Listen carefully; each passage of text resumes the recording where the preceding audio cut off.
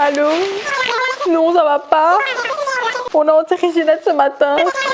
Bah non, elle respirait plus, hein. Merci. Ginette?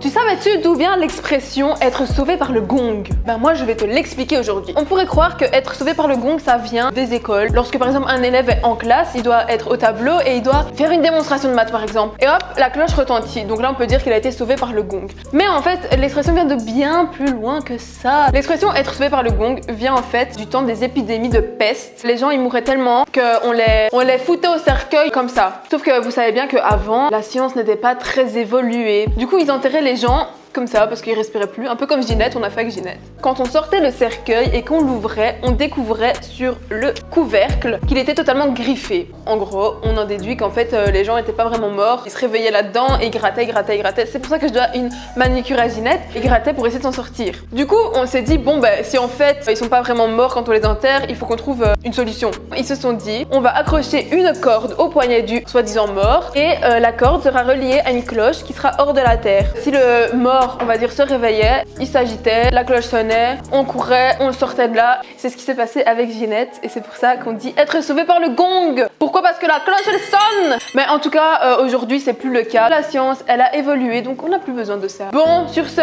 j'espère que je t'ai appris un truc. Porte-toi bien.